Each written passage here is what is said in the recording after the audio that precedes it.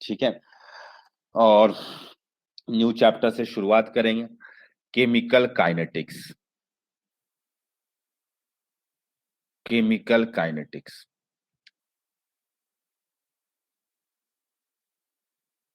Chemical kinetics.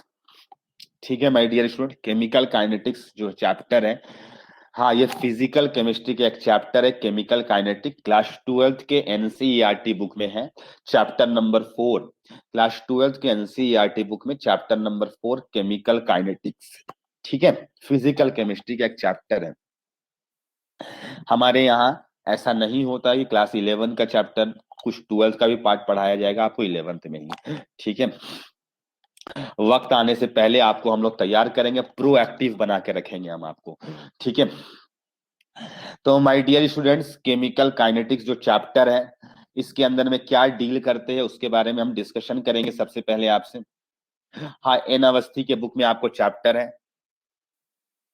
तो जैसे अगर हम बात करें कौन सा रिएक्शन होगा, कौन सा रिएक्शन नहीं होगा, इसके लिए एक अलग चैप्टर है जो कि इसके बाद हम लोग पढ़ेंगे, थर्मोडायनेमिक्स। मेरे भाई हम लोग इस दुनिया में कोई भी चीज चाहे वो रिएक्शन हो जाएगा नहीं, मेरे भाई इस पेन और इस पेन को ऐसे सटा देंगे ला करके तो रिएक्शन नहीं होगा। लेकिन मेरे भाई अगर ये आयरन होता, ये पानी होता, ये लोग आपस में एक रस्टिंग करके एक रिएक्शन प्रोड्यूस, रिएक्शन हो जाता।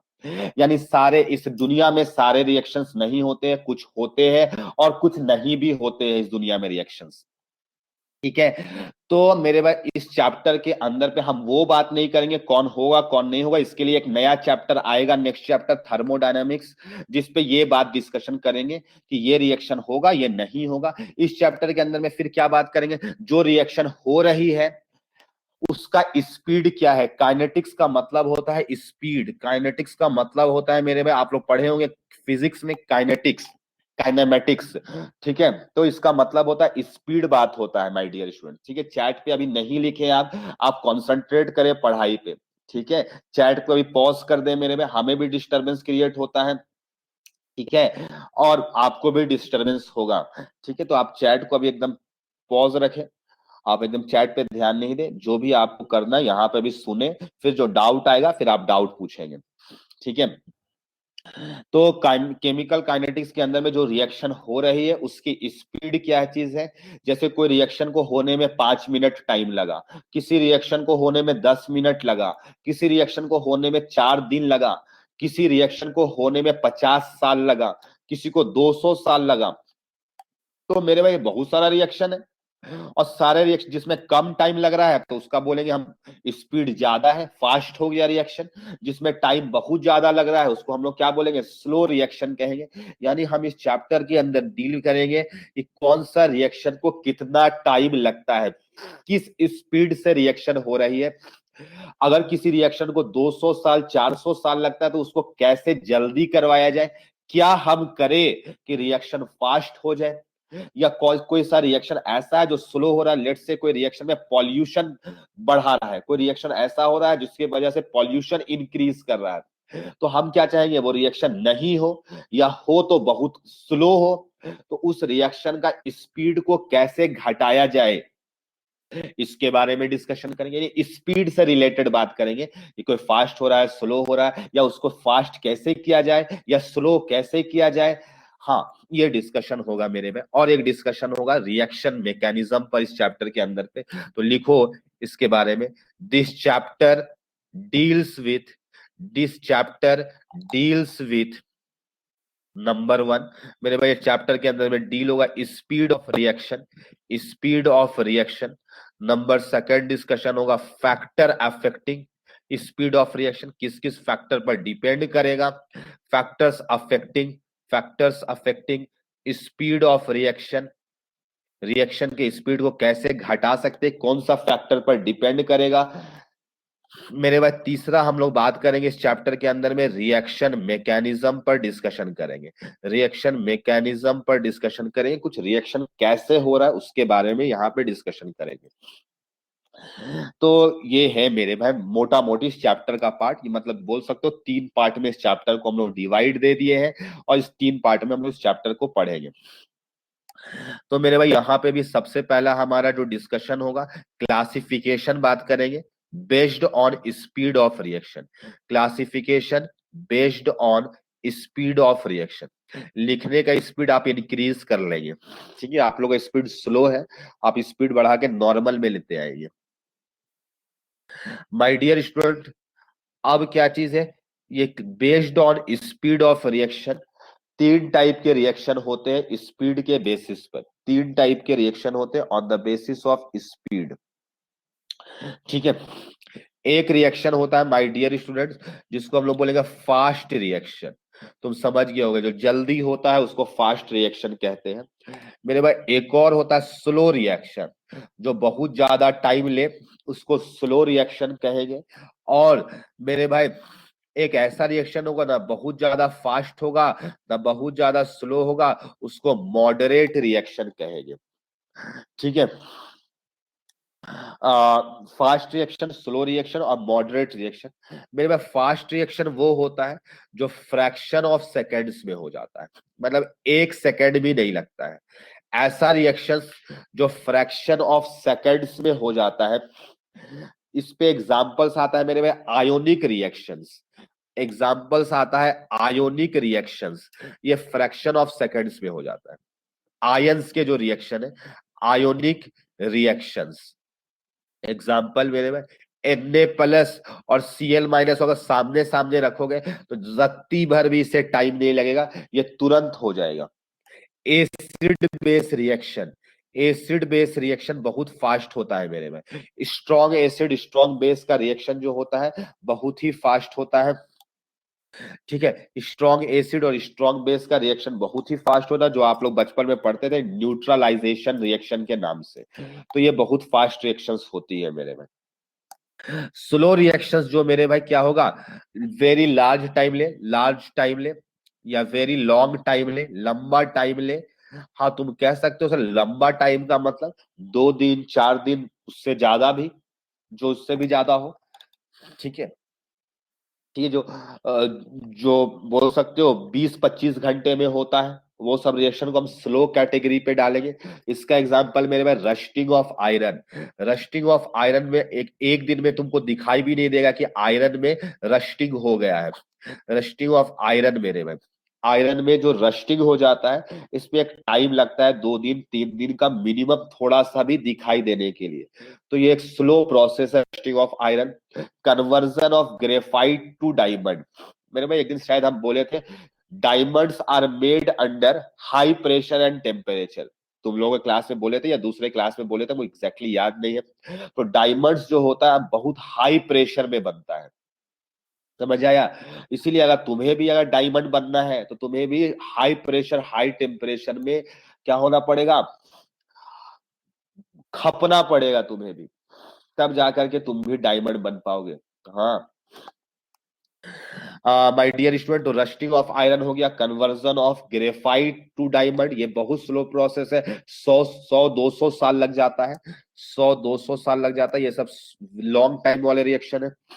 मॉडरेट रिएक्शन का मतलब क्या हो गया मेरे भाई, बहुत ज्यादा लॉन्ग भी नहीं बहुत ज्यादा शॉर्ट भी नहीं।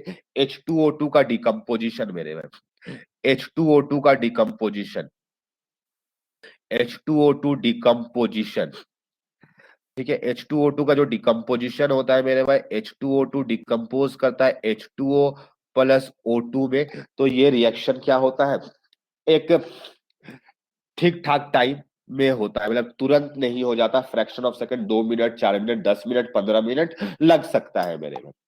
तो ये सब एक नॉर्मल रिएक्शन या मॉडरेट रिएक्शन कह सकते हो। PCl5 हम केमिकल बॉन्डिंग में पढ़ाए थे आपको, इसमें 2 बॉन्ड होते हैं, एक्सियल और इक्विटोरियल होते हैं मेरे भाई। इसको भी टूटने में PCl3+ इक्विटोरियल वाला रह जाता है, और एक्सियल वाला बॉन्ड लेंथ लंबा होता है तो आसानी से टूट जाता है। तो ये सब भी ठीक ठाक टाइम लेते हैं टूटने में, ठीक ठाक अमाउंट ऑफ टाइम लगता है इसको टूटने में। तो ये सब मॉडरेट रिएक्शन के कैटेगरी में, यानी बहुत ज्यादा भी टाइम या बहुत कम टाइम भी नहीं लेते हैं। हमारा जो चैप्टर के अंडर में डिस्कशन होगा वो केवल मॉडरेट रिएक्शन के बारे में होगा, क्योंकि फास्ट रिएक्शन इतना ज्यादा फास्ट होता है मेरे में कि कोई मतलब नहीं है उसको पढ़ने का। स्लो रिएक्शन मेरे भाई इतना लंबा टाइम लगता है कि हम सोच भी नहीं सकते, कभी कभी कुछ रिएक्शंस ऐसे होते हैं मेरे भाई कि जनरेशन टू जनरेशन ट्रांसफर होता चला जाता है। यानी जो ग्रेफाइट से डायमंड बनने वाला एग्जाम्पल है, ऐसा होता है मेरे भाई कि अगर हम ग्रेफाइट को रखे थे तो डायमंड बनने में हो सकता है मेरा नेक्स्ट जनरेशन जान पाएगा या नेक्स्ट टू नेक्स्ट जनरेशन जान पाएगा। तो ये इस टाइप का रिएक्शन के बारे में भी कोई फायदा नहीं है अपने को पढ़ने से। क्या फायदा है? ठीक है, तो स्लो रिएक्शंस के बारे में हमारा डिस्कशन नहीं होता। ऐसा थोड़ी बोला जाएगा क्वेश्चन में कि फास्ट रिएक्शन स्लो है। हम बता रहे हैं आपको, इसके बारे में हम लोग पढ़ाई नहीं करते हैं, ना स्लो के बारे में करते हैं। हम लोग जो डिस्कशन जो भी चैप्टर के अंदर में होता रहेगा वो मॉडरेट के बारे में होता रहेगा। ठीक है, हाँ, बोला नहीं जाएगा कि आपको मॉडरेट रिएक्शन है या स्लो रिएक्शन है, ये सब कुछ नहीं बोला जाएगा। अगला मेरे भाई यहाँ पर रेट बात होता है, रेट टर्म बात होता है। इस चैप्टर का एक इंपॉर्टेंट है रेट। माय डियर स्टूडेंट, ये रेट कैसे डिफाइंड होता है तो आपको अच्छे से पता है। Rate of change of displacement को वेलोसिटी कहते हैं। Rate of change of displacement को वेलोसिटी कहते हैं। Rate of change of velocity को हम लोग एक्सेलरेशन कहते हैं। ये सब लाइन पता है। यानी कोई चीज को टाइम से डिवाइड दे दो तो वो रेट कहलाता है, रेट कहलाता है। किस रेट से ट्रांसफर हो रहा है, किस रेट से ट्रांसफर हो रहा है। हम भी बोल सकते हैं कि हमारा जो कंटेंट यानी जो आपको चैप्टर पढ़ाने का रेट है, कितना चैप्टर्स कितने टाइम में पढ़ा दिए, that is my speed, that is my speed. हो सकता है कोई दूसरे कोचिंग में ऐसा होता होगा कि 4-5 अप्रैल से जोड़ो, 4-5 मंथ हुआ होगा तो 4-5 मंथ में आपको 5 चैप्टर कंप्लीट हो गया, किसी कोचिंग में 2 चैप्टर कंप्लीट हुआ होगा। तो बोल सकते हो कि हमारा स्पीड ज्यादा है, हमारा स्पीड ज्यादा है। तो मेरे भाई रेट जो डिफाइंड होता है, ये डिफाइंड होता है चेंज इन कॉन्सेंट्रेशन। हाँ, कॉन्सेंट्रेशन अगर केवल बोले तो आप मोलैरिटी समझिएगा। क्या समझिएगा? मोलैरिटी। ठीक है, कॉन्सेंट्रेशन इन जनरल अगर हम लोग कभी भी यूज करें इसका मतलब मोलैरिटी समझिएगा। और डिवाइडेड बाय टाइम टेकन, मेरे में उसके लिए टाइम कितना लगा, यानी कॉन्सेंट्रेशन को चेंज होने पर। अच्छा, चेंज को कभी भी डेल्टा से लिखा जाता है, शायद आप लोगों को ये सब बात बताया गया होगा। चेंज को डेल्टा से लिखा जाता है और चेंज उसके लिए टाइम कितना लगा वो डेल्टा टी लिखेंगे, डेल्टा टी लिखेंगे मेरे भाई। ठीक है, हाँ, इसका यूनिट अगर बात करेंगे तो इसका यूनिट हो जाएगा मेरे भाई, कॉन्सेंट्रेशन का यूनिट तो मोल, मोल होता है। यूनिट अगर बात करें तो यूनिट यहाँ पे मोल हो जाएगा। और मेरे भाई कॉन्सेंट्रेशन का मोल्स पर लीटर होता है, तो मोल्स लीटर इनवर्स। और टाइम का यूनिट मे बी सेकेंड हो, मे बी मिनट हो, हम टाइम इनवर्स लिख दिए। Moles litre inverse time inverse लिख दिए। हाँ, अब तुम कहोगे सर रिएक्शन के दौरान में, यहाँ पे एक डाउट आता है, वो डाउट को हम क्लियर करना चाहते हैं कि रिएक्शन के दौरान में तुम कहोगे सर मोल्स चेंज होता है ना कि कॉन्सेंट्रेशन चेंज होता है। क्या चेंज होता है? मोल्स चेंज होता है। तो सर आपको तो लिखना चाहिए था change in moles by time taken, लेकिन आप क्यों लिख रहे हो change in moles per unit volume आप लिखे हो। कॉन्सेंट्रेशन का मतलब क्या हुआ? मोलैरिटी, और मोलैरिटी का मतलब क्या हुआ? पर यूनिट वॉल्यूम हुआ ना, मोल्स। क्यों ऐसा हुआ? तो मेरे भाई एक एग्जाम्पल तुम्हारे सामने रखते हैं और तुम ही जवाब देना उसका। मेरे भाई एक कंटेनर है जिसमें 1 लीटर पानी है, 1 लीटर पानी है और उसमें 5 मोल NaOH डाला गया है। 1 लीटर पानी है और 5 मोल NaOH डाला गया है। वही एक दूसरा कंटेनर है, रुक जाओ सुनो पहले। वही एक दूसरा कंटेनर है जिसमें कितना है? 50 मोल्स NaOH है, 1 लीटर ही पानी है। दोनों में पानी 1 लीटर है, लेकिन एक में 5 मोल्स है, एक में 50 मोल्स है NaOH, और उसमें HCl मिला दिए। तो हमें बताओ कौन जल्दी रिएक्शन करेगा, 50 मोल वाला सॉल्यूशन या 5 मोल्स वाला करेगा? 2 का मतलब हम ऐसा समझते हैं कि 50 मोल्स आप बोल रहे हो। ठीक है, सेकंड वाला 50 मोल्स वाला क्यों बोल पाए? क्यों बोल पाए मेरे भाई? क्योंकि बोल सकते हो नंबर ऑफ एटम्स या number of molecules per unit volume ज्यादा मिलेगा। यानी 1 लीटर में खूब सारा NaOH होगा तो जल्दी रिएक्ट करेगा, जल्दी कोलाइड करेगा। और जल्दी क्या रिएक्शन होता होगा मेरे भाई, तो एटम्स मॉलिक्यूल्स कोलाइड करते होंगे तभी तो नया बनता होगा, या बॉन्ड टूटता होगा मेरे भाई। तो बॉन्ड कब टूटता होगा? जब दो बीच के कोलिजन होता होगा। तो जब 50 मोल्स लोगे ना तो ज्यादा मॉलिक्यूल्स होगा, तो ज्यादा मॉलिक्यूल्स होगा तो ज्यादा कोलिजन होगा, तो ज्यादा स्पीड आएगा। इसीलिए हम लोग रेट स्पीड बात कर रहे हैं मेरे भाई। तो हम लोग मोल्स नहीं पता चल पाता है, मोल से नहीं पता चल पाता है। समझ आया? मोल से नहीं पता चल पाता है। क्यों? क्योंकि हो सकता है कि 5 मोल हो और 1 मोल हो, 5 मोल हो 1 लीटर में और 1 मोल हो 0.1 लीटर में। तो वो 10 के बराबर हो गया, उसका 10 गुना के बराबर हो गया, सॉरी 2 टाइम्स हो गया मेरे में। तो पर लीटर इसीलिए कि कितना है मेरे में, ज्यादा मॉलिक्यूल्स होंगे तो ज्यादा, पर यूनिट वॉल्यूम बात करते हैं। समझ आया? उल्टा ही बोल सकते थे 5 मोल्स था 50 लीटर में था, और 50 मोल्स 1 लीटर में है, अभी भी जवाब वही होता। समझ आया? तो ये डिफरेंस है मेरे भाई। तो आपका पर यूनिट वॉल्यूम जिसमें मॉलिक्यूल्स ज्यादा होगा, उसमें क्या होगा, रिएक्शन भी ज्यादा होगा। ठीक है माय डियर स्टूडेंट, आज उसके आगे अब हम बात करेंगे। हाँ, ये रेट जो है किसी के लिए भी इस तरीके से डिफाइन कर सकते हैं। हाँ, एक और तरीके से भी रेट डिफाइन किया जाता है, चेंज इन प्रेशर, क्योंकि जो भी बात है वो कॉलिजन के टर्म में बात है। Change in pressure collision, gases molecule में ना, गैसेस मॉलिक्यूल में जो रिएक्शन होता है वो ड्यू टू कॉलिजन होता है, पहले ही बताए थे। और जो प्रेशर क्रिएट होता है उसी की वजह से कॉलिजन होगा, ज्यादा प्रेशर तो ज्यादा कॉलिजन होगा, ज्यादा प्रेशर तो ज्यादा कॉलिजन होगा। इसका मतलब अगर चेंज ज्यादा का हुआ प्रेशर का, इसका मतलब ज्यादा कॉलिजन हुआ, तो delta P upon delta T बोलेंगे, delta P upon delta T बोलेंगे। यहाँ पे यूनिट क्या होगा, एटीएम, और टाइम का यूनिट क्या होगा, टाइम इनवर्स हो जाएगा। लेकिन ये केवल और केवल गैसेस के लिए एप्लीकेबल है, ये आप आयन सॉल्यूट ये सब के लिए नहीं लगाएंगे, आप गैसेस के लिए ही प्रेशर के टर्म में बात की जाती है, अदरवाइज नहीं बात की जाती है। ठीक है, तो delta P upon delta T पे भी बात किया जाता है। ठीक है, इसको भी यूज कर सकते हैं कहीं पर हम लोग। माय डियर स्टूडेंट्स, अब आगे बढ़ते हैं, ये रेट के बारे में हम कुछ डेफिनेशंस आपको बताएं। अब ये रेट और भी टाइप के होते हैं, ये रेट का डेफिनेशन दो आया, एक प्रेशर के टर्म में, एक कॉन्सेंट्रेशन के टर्म में। मेरे भाई अब रेट जो होता है, एक और रेट बोला जाता है, रेट ऑफ अपीयरेंस। अब इसका मतलब क्या है, अपीयरेंस का मतलब अपीयर होना जैसा लग रहा है, यानी रेट ऑफ फॉर्मेशन भी बोल सकते हो। इसी को दूसरे टर्म में रेट ऑफ फॉर्मेशन, कोई प्रोडक्ट बनेगा मतलब फॉर्म हो रहा है, फॉर्म हो रहा है तो हमें दिखाई देगा मतलब अपीयर होगा, तो उसे रेट ऑफ फॉर्मेशन भी कहा जाता है। शॉर्ट में इसे ROA भी लिख देंगे हम लोग, rate of appearance, rate of appearance. कैसे निकालेंगे वो सब बताएंगे मेरे भाई, यही से डिफाइन होगा। एक होगा rate of disappearance, since reactant जो होगा वो धीरे धीरे खत्म होगा तो वो डिसअपियर होगा, वो क्या होगा, धीरे धीरे खत्म होगा तो डिसअपियर होगा, तो ROD बोलेंगे उसे शॉर्ट में, रेट ऑफ डिसअपियरेंस। हाँ, इसी को रेट ऑफ कंजम्पशन भी बोल सकते हो, कंज्यूम होगा तो रेट ऑफ कंजम्पशन भी बोल सकते हो, रेट ऑफ कंजप्शन भी बोल सकते हो। तो दो टाइप का रेट अभी हम बात करेंगे, अपीयरेंस, डिसअपियरेंस। क्या होता हम सिखाएंगे, समझ में आ जाएगा। अभी थोड़ा बहुत लग रहा होगा कि हाँ सर फॉर्म होगा तो अपीयर बोलेंगे, रिमूव होगा तो डिसअपियर बोलेंगे। यस मेरे में। अब माय डियर स्टूडेंट, एक क्वेश्चन के फॉर्म में हम तुम्हारे सामने रख रहे हैं। लेट्स से एक रिएक्शन है A given rise to 3B plus 2C। एक रिएक्शन है, कोई भी एक जनरल सा रिएक्शन है, A given rise to 3B plus 2C। हमको नहीं पता ए क्या है बी क्या, कि रिएक्शन हम लिखे हैं मेरे में। हमको बस इतना बताओ कि इसमें डिसअपियर कौन होगा, अपीयर कौन होगा, अपीयर कौन होगा और डिसअपियर धीरे धीरे कौन होगा। बस हमको इतना ही बता दो मेरे में, क्या लगता है तुम, डिसअपियर ए होगा और अपीयर बी और सी होगा। यस मेरे भाई, वेरी गुड, बी और सी अपीयर होगा।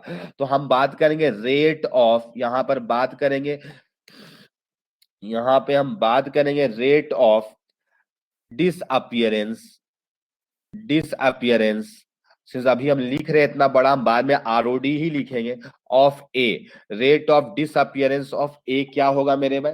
तो ए का फाइनल, कभी भी डेल्टा, कभी भी रेट निकालना है तो रेट का मतलब चेंज कितना का हुआ, रेट का मतलब होता है change in concentration upon change in time. तो मेरे भाई ए का पहले कुछ होगा कॉन्सेंट्रेशन, यानी कुछ मोलैरिटी होगा, और ए का कुछ बाद में मोलैरिटी होगा। क्या होगा मेरे भाई, ए का पहले कुछ मोलैरिटी होगा, कितना होगा मेरे भाई, उसको AI बोलेंगे। ए का पहले कुछ होगा, लेकिन डेल्टा का मतलब होता है फाइनल माइनस इनिशियल, तो A final minus A initial upon time, delta T लिख दिए, जो भी टाइम लगा होगा उसको चेंज होने में। यानी ए का इनिशियल कॉन्सेंट्रेशन होगा, फिर रिएक्ट कर गया होगा तो कुछ फाइनल बचा होगा, तो ए फाइनल। डेल्टा का मतलब हमेशा यही होता है मेरे भाई, अच्छा हमको ये बताओ, ये निगेटिव वैल्यू आएगा या पॉजिटिव आएगा, जल्दी से बताओ तो, ये वैल्यू पॉजिटिव आएगा कि निगेटिव आएगा, बस इतना बना, माइनस आएगा कि प्लस आएगा। ए का मतलब होता है कॉन्सेंट्रेशन, ब्रैकेट का मतलब होता है कॉन्सेंट्रेशन। आयुष हम ऑलरेडी ये स्टोकियोमेट्री में डिस्कस कर चुके हैं, तो निगेटिव होगा। और पता है हम लोग स्पीड बात कर रहे हैं, हम लोग वेलोसिटी नहीं बोलते हैं मेरे भाई, रेट को यहाँ पे स्पीड के टर्म में बोलते हैं, तो ये पॉजिटिव क्वांटिटी होना चाहिए, तो ये माइनस लिखाएंगे। ये माइनस साइन केवल ये शो कर रहा है कि पॉजिटिव बनाने के लिए, यानी ये घट रहा है। माइनस साइन केवल क्या शो कर रहा है, डिक्रीज कर रहा है। तो इसी को हम लोग ऐसे भी लिख सकते हैं, माइनस ऑफ डेल्टा ए का जो कॉन्सेंट्रेशन में जो चेंज हुआ, यानी फाइनल माइनस इनिशियल ही मतलब हुआ, अपॉन डेल्टा टी मेरे में। इसका मतलब ये हुआ, ये निगेटिव साइन ये शो कर रहा है, निगेटिव साइन ये शो कर रहा है कि ए का कॉन्सेंट्रेशन डिक्रीज कर रहा है, कॉन्सेंट्रेशन डिक्रीज कर रहा है। ये बस इतना ही इसका सिग्निफिकेंस है। कहीं ओवरऑल रेट हमको पॉजिटिव रखना है, ओवरऑल रेट हमको क्या रखना है, पॉजिटिव रखना है। अब हम बात करेंगे rate of disappearance of B. अब शॉर्ट में ही लिखेंगे क्योंकि आपको समझ में आ गया होगा मेरे भाई, बी बनेगा तो इसका रेट को हम लिखेंगे, बी का डेल्टा का मतलब होता है फाइनल माइनस इनिशियल अपॉन जो टाइम लगा होगा डेल्टा टी मेरे में। ये ऑलरेडी पॉजिटिव होगा क्योंकि बी का मोल्स बढ़ रहा होगा, तो फाइनल मोल्स ज्यादा होगा और इनिशियल मोल्स कम होगा। इनिशियल मोल्स कम होगा तो ये ऑलवेज पॉजिटिव होगा, जिसमें वो प्लस लगाने का या कुछ लगाने का जरूरत नहीं, चाहो तो लगा दो।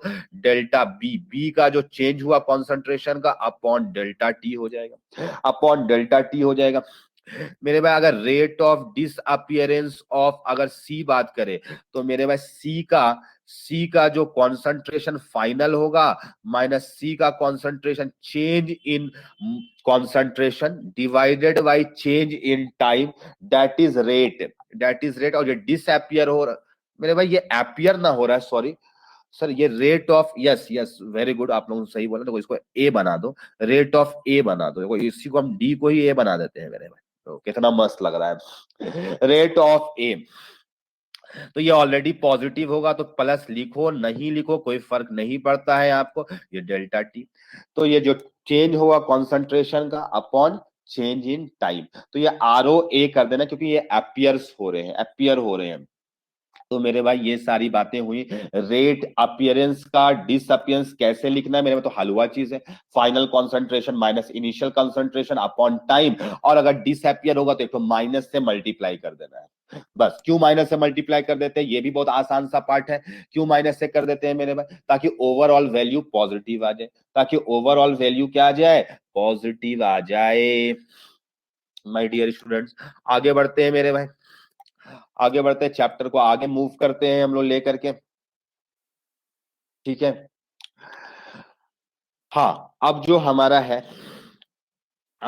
टॉपिक है, इसके बाद यहीं पर अभी रेट बात हुआ, रेट के बारे में बात हुआ मेरे भाई। अगर तुम यहीं पर देखो, इसी रिएक्शन पे देखो मेरे भाई, तुम कहोगे सर क्या देखें, अच्छा लो तुमको देखना भी था, लास्ट वाला पेज देख लो, ठीक है। माय डियर स्टूडेंट देखो, हमको एक लाइन बताना, अगर ए का 1 मोल कंज्यूम होगा तो बी का कितना मोल फॉर्म होगा। ए का अगर 3 मोल कंज्यूम होगा तो बी का कितना फॉर्म होगा, 3 मोल। तो मेरे भाई कोई भी सॉल्यूशन है तो वॉल्यूम तो सेम होगा, वॉल्यूम तो सेम होगा। तो मेरे भाई ऐसा बोल सकते हैं कि ए जिस रेट से डिसअपियर हो रहा है उसका 3 गुना रेट से बी अपियर हो रहा है, ऐसा बोल। ए जिस रेट से ए जिस रेट से डिसअपियर हो रहा है उसका 3 गुना रेट से बी अपियर हो रहा है, एकदम बोल सकते खुले में मेरे भाई। तो मेरे भाई ए का डिसअपियरेंस को तो माइनस से लिखेंगे, ए का डिसअपियरेंस को तो minus delta A upon delta T. इसको अगर 3 टाइम्स मल्टीप्लाई कर देंगे तो 3 गुना, जिस रेट से ए डिसअपियर हो रहा है उसका 3 गुना टाइम्स से बी अपियर हो रहा है, delta B upon delta T. बोलो लिख सकते हैं कि नहीं, एकदम खुले में ले सकते हैं। और मेरे भाई अगर हम बोले कि जिस जिस रेट से ए डिसअपियर हो रहा है उसका दुगना रेट से सी अपियर हो रहा है, उसका दुगना रेट से सी एपियर हो रहा है। ये भी बिल्कुल सत्य है कि अगर ए का 1 मोल खत्म होगा तो सी का 2 मोल बनेगा, तो मेरे पास सेटिस्फाई है। तो मेरे भाई अगर हम ऐसे लिख दे, ये 3 को इधर लेते जाए मेरे भाई, 1/3 कर दे यहाँ पे, इसी को 3 को इधर कर दे, इधर 2 को इधर कर दे, तो मेरे भाई ऐसा नहीं लिख सकते माइनस डेल्टा ए अपॉन, ये माइनस ऑलरेडी पॉजिटिव बना देगा, वो लग रहा है माइनस है लेकिन ऑलरेडी वो पॉजिटिव बना देगा। इक्वल टू ऐसा लिख नहीं सकते मेरे भाई 1/3 times delta B upon delta T, और मेरे भाई उसी को हम ऐसा नहीं लिख सकते 1/2 delta C upon delta T. बोलो तो ये इधर 3 को लेते आओगे तो सही है, और इसको 2 को इधर लेते आओगे सही है मेरे भाई। क्या ये देख पा रहे हो तुम लोग? ये देख पा रहे हो मेरे भाई? ये कुछ रिलेशन आ रहा है यहाँ पे, ये सही है बिल्कुल रिलेशन, इसमें तो रत्ती भर भी डाउट नहीं होना चाहिए मेरे भाई। ये तीनों का वैल्यू, अब ये इतना टर्म, ये इतना टर्म और ये इतना टर्म, तीनों का वैल्यूज बराबर हो गए। हाँ, इसको हम लोग बोलते हैं रेट ऑफ रिएक्शन। अब ये डिसअपियरेंस अपीयरेंस नहीं है, ये रेट ऑफ रिएक्शन है। ये क्या है? रेट ऑफ रिएक्शन है। यानी अब हम जनरलाइज करें मेरे भाई, अगर हम जनरलाइज करें किसी रिएक्शन का रेट के लिए, जनरलाइज करते हैं मेरे भाई, अगर कोई रिएक्शन है, अगर कोई रिएक्शन है ए ए ठीक है, plus B B given rise to C C, और भी ले ले आगे, डी डी भी ले लेते हैं चलो, तो डी डी। तो मेरे भाई अगर इसको हमको रेट ऑफ रिएक्शन लिखना है तो ये 3, देखो तो बी का स्टोक्योमेट्रिक कोफिशिएंट 3 था, सी का स्टोक्योमेट्रिक कोफिशिएंट 2 था, उसी को तो लिख दिए हैं मेरे भाई नीचे करके। भाई इसको कैसे लिखेंगे? ये डिसअपियर होगा, बी डिसअपियर होगा, तो -1/a delta A upon delta T लिख देंगे, delta A upon delta T लिख देंगे। ये डिसअपियर इसलिए माइनस साइन के साथ, जो स्टोक्योमेट्रिक कोफिशिएंट है उसको नीचे कर दो मेरे भाई, और उसका डिसअपियर या एपियर वाला लिख दो रेट। सी के लिए 1/c delta C upon delta T लिख देंगे मेरे भाई, सी का कॉन्सेंट्रेशन। और डी के लिए क्या लिख देंगे मेरे भाई? 1/d, ये लोग एपियर हो रहा है इसलिए पॉजिटिव है, delta D upon delta T. ये जनरलाइज कर लिए मेरे भाई, कोई भी रिएक्शन के लिए, कोई भी रिएक्शन के लिए जनरलाइज कर लिए मेरे भाई। ठीक है, तो आई होप ये लाइन तुमको बिल्कुल क्लियर होगा, ये लाइन बिल्कुल क्लियर होगा, है ना? किसी को कोई कंफ्यूजन तो होगा नहीं मेरे भाई। तो इसको हम लोग एक जनरलाइज फॉर्म में ले लिए कि उसको हम लोग ऐसे लिखना चाहो तो ऐसे लिख सकते हो मेरे भाई, minus delta A upon delta T को डिसअपियरेंस का रेट बोलते हैं, तो ऐसा बोल सकते हैं मेरे भाई, रेट, इसको रेट ऑफ रिएक्शन बोलते हैं मेरे, क्या बोल, वैसे लिखे है उससे ऊपर में, ROR पढ़ेंगे इसको, रेट ऑफ रिएक्शन। तो मेरे भाई रेट ऑफ डिसअपियरेंस, डिसअपियरेंस या अपीयरेंस कुछ भी हो सकता है मेरे भाई, ऐसा नहीं लिख सकते हैं मेरे भाई, appearance equal to stoichiometric coefficient into rate of reaction. Rate of reaction क्या ऐसे लिख सकते हैं मेरे भाई? देखो तो, जैसे मेरे भाई डिसअपियरेंस का rate delta A upon delta T है, delta A upon delta T है, और रेट ऑफ रिएक्शन क्या चीज है? 1/a delta A upon delta T. इसको स्टोक्योमेट्रिक से मल्टीप्लाई करेंगे, दोनों साइड बराबर हो जाएगा कि नहीं हो जाएगा? देखो तो, यस या नो, हमको बस इतना रिप्लाई करो, सही है ना? Rate of reaction -1/a delta A upon delta T, और इसको स्टोक्योमेट्रिक से मल्टीप्लाई करो, वही का वैल्यू आ जाएगा। यस मेरे भाई, तो ये लिख सकते हो रिलेशन, वैसे याद वाद नहीं करना है मेरे भाई, ये लिख के लिए तुमको चाहिए। ये लिखने कैसे लिखा जाता है? स्टोक्योमेट्रिक कोफिशिएंट को डिवाइड दे दो, ये सब ए बी सी क्या है? स्टोक्योमेट्रिक कोफिशिएंट, और उसका अपीयरेंस या डिसअपियरेंस का रेट लिख दो, बराबर हो जाएगा। लेकिन मेरे भाई एक बड़ा प्रॉब्लम है यहाँ पे, तुमको अगर सर जब प्रॉब्लम था तो बताए क्यों यहाँ पे हमको, हम पूरा सीख गए और आप बोलते हैं कि प्रॉब्लम है यहाँ पे। अरे मेरे में उतना भी बड़ा प्रॉब्लम नहीं है जितना तुम सोचने लगते हो मेरे भाई। क्या है, जैसे मान लो फॉर एग्जांपल H2O2 का डिकम्पोजिशन, मेरे भाई H2O2 का डिकम्पोजिशन हो रहा है, और यहाँ पे लिखा हुआ है आपको H2O प्लस हाफ O2, एक रिएक्शन लिखा हुआ है मेरे भाई, और यहाँ पे एक इंफॉर्मेशन गिवन है आपको, minus of delta H2O2 upon delta T आपको गिवन है, लेट से 20, और सिंस ये इसका यूनिट हो जाएगा मोल litre inverse second inverse, time का सेकेंड ले लिए, तो आपसे पूछा गया है कि इसका रेट ऑफ रिएक्शन क्या होगा। बताओ इसका रेट ऑफ रिएक्शन का वैल्यू क्या आएगा, कोई बता सकता है हमें? जल्दी से बताओ इसका रेट ऑफ रिएक्शन क्या आएगा, बताओ मेरे बाबू, एकदम निहायती हलवा सवाल है, निहायती हलवा जिसको बोलते हैं ना वही है यहाँ पे।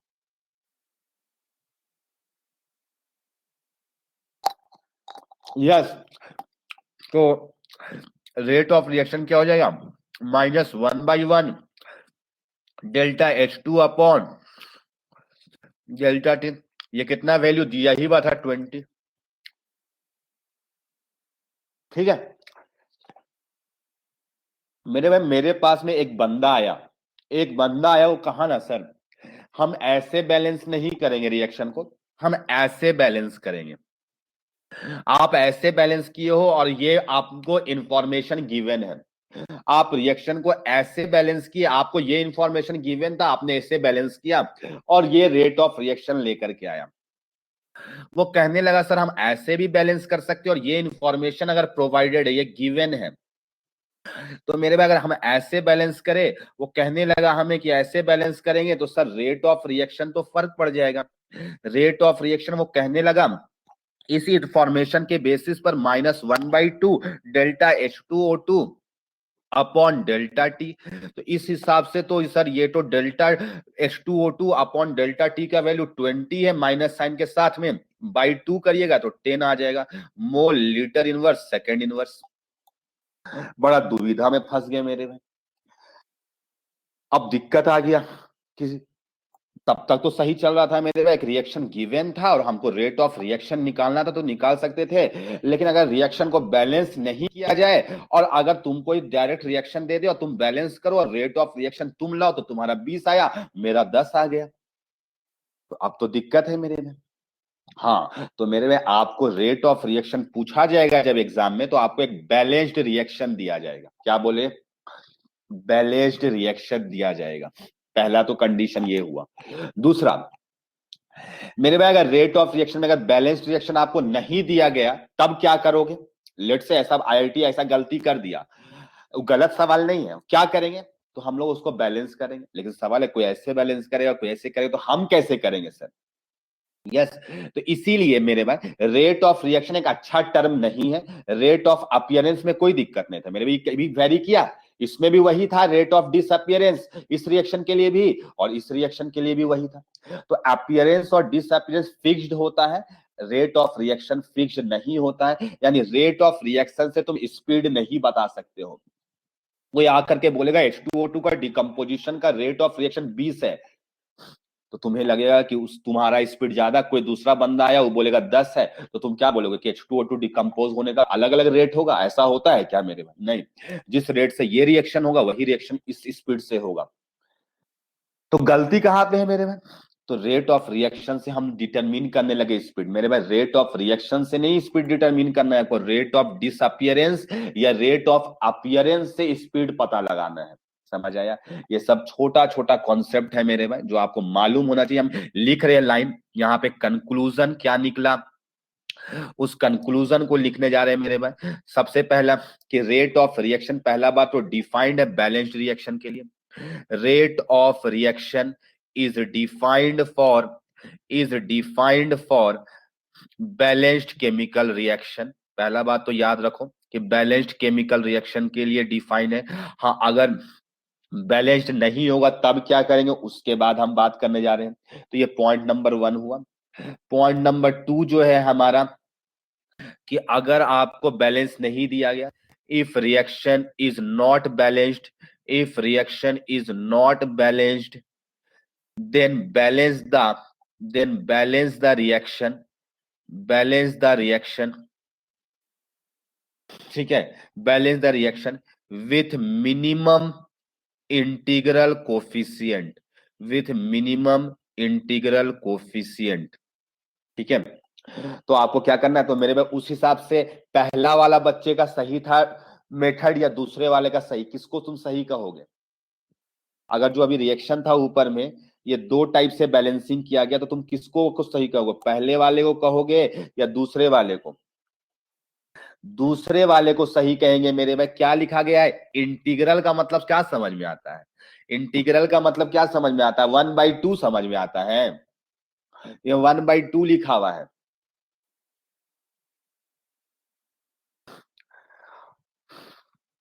मिनिमम का मतलब होता सारे इंटीग्रल, समझा? हाँ, सारे इंटीग्रल एक भी फ्रैक्शनल नहीं होने चाहिए आपके। तो दूसरे वाले बच्चे का सही है, जो कि मृणालिनी केवल एक सही जवाब दी। Very good Mrinalini. गौरबौर हो गया, हाँ विराज, गौरबौर हो गया, शाबाश। हाँ, थोड़ा कंट्रोल करिए, ठीक है। चलिए मेरे भाई, आगे बात करते हैं।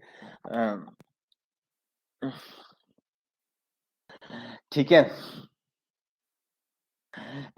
If reaction is not balanced, then balance the reaction with minimum integral coefficient से, ठीक है। अब आगे बात करें मेरे भाई, ठीक है। हाँ, अब तो एक बात हो गया, हम लोग स्पीड रेट ऑफ रिएक्शन के बेसिस पर प्रेडिक्ट नहीं कर सकते। We can't predict speed of reaction based on rate of reaction, मेरे भाई रेट ऑफ रिएक्शन से कभी भी स्पीड को मत निकालना, क्योंकि किसी का रेट गिवन है तो आपको नहीं पता है कि वो कैसे बैलेंस किया था, उसने कैसे बैलेंस किया था, ये आपको नोन नहीं है, ठीक है।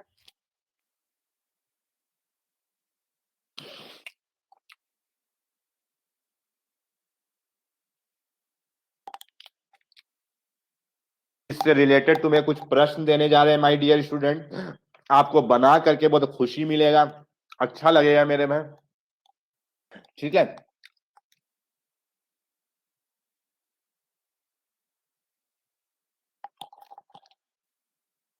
एक तो और भी छोटा सा टर्म बात कर लेते, फिर क्वेश्चन देंगे आपको, ठीक है।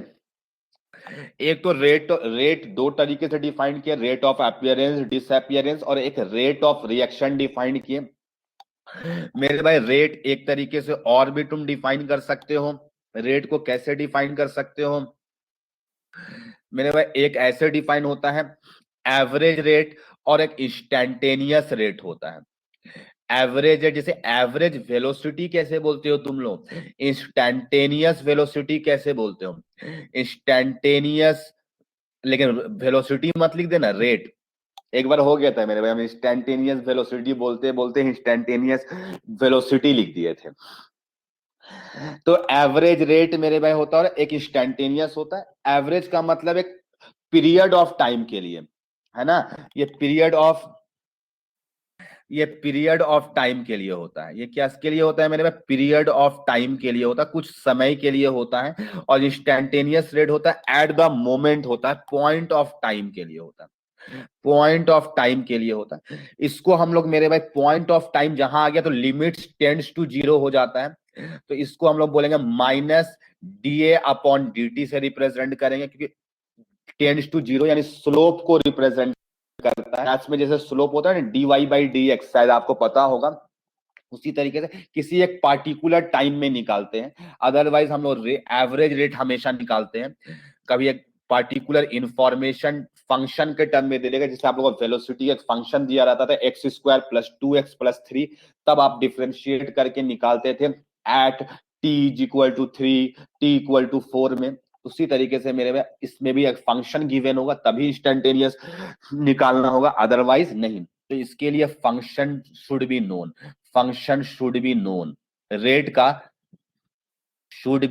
Known should be known. तो फंक्शन क्या होना चाहिए? नोन होना चाहिए आपका, ठीक है। फंक्शन आपको मालूम होना चाहिए उस रेट का, तभी आप निकाल पाएंगे, ठीक है। अब क्वेश्चन में आते हैं मेरे भाई, तो ज्यादा कोई कंफ्यूजन नहीं है मेरे भाई, वही है जो फिजिक्स में होता था, एवरेज और इंस्टैन्टेनियस, वही है यहाँ पर भी, ठीक है, वही सब चीजें हैं मेरे भाई। तो हम एक क्वेश्चन देने जा रहे हैं मेरे भाई, फॉर अ गिवन रिएक्शन, या फॉर द गिवन लिखो, फॉर द गिवन रिएक्शन मेरे भाई, एक रिएक्शन गिवन है, number of moles of C changes, मेरे भाई number of moles of C changes by 6 moles, यानी सी का जो मोल्स में चेंज हुआ मेरे वो 6 मोल का हुआ इन 10 सेकेंड्स, सेकेंड्स में ही आपको रखना है। ठीक है, मिनट भी रहे तो आप मिनट में भी बना देना, कोई दिक्कत नहीं। आप यूनिट बस ध्यान रखना कि आप मिनट में बनाए हैं। ठीक है। इना, इना मेरे भाई 10 लीटर कंटेनर, 10 लीटर कंटेनर। ठीक है, 6 मोल का चेंज हुआ। 10 लीटर का कंटेनर है, 10 सेकेंड में चेंज हुआ मेरे भाई। ठीक है। हाँ, रिएक्शन आपको दे देते हैं मेरे भाई, फाइंड लिख लो, फाइंड क्या क्या करना है। तो रिएक्शन पहले हमको देने दो। एक रिएक्शन है मेरे भाई, A plus 2B given rise to 3C plus 4D। 4D एक रिएक्शन है। तो पहला आपको निकालना है मेरे भाई, rate of appearance of C and D निकालो। दूसरा पार्ट है आपको रेट ऑफ डिसअपियरेंस निकालना है। एक रेट ऑफ रिएक्शन से आप लोग रिलेट करेंगे किसी एक का निकालने के बाद, जिसका इंफॉर्मेशन गिवन होगा उसको आपको निकालना पड़ेगा। तीसरा मेरे भाई, रेट ऑफ रिएक्शन निकालो। 3 पार्ट काम करना है मेरे, बहुत ही निहायत ही आसान काम है, सब कोई बना सकता है मेरे भाई, सब कोई बना सकता है।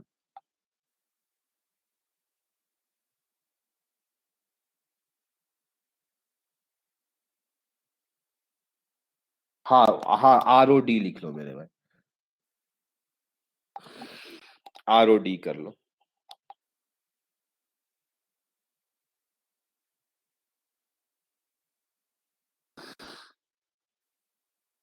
तो बहुत ही आसान है, हमको पहले बताओ रेट ऑफ अपीयरेंस सी का कितना आएगा।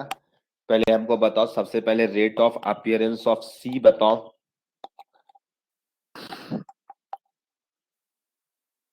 एक लाइन का प्रश्न है मेरे पास, छोटा छोटा प्रश्न है, निहायत ही आसान। जल्दी जल्दी लेकिन बताना मेरे में। 3/50, 3/50 का मतलब 6/100, जो कि सही लग रहा है हमें आंसर।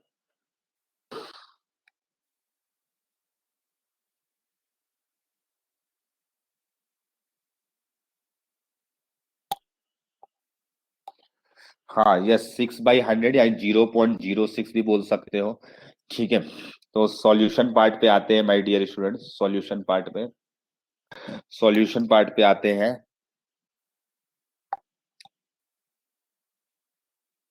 सॉल्यूशन, तो my dear students, rate of appearance निकालना है पहले सी का।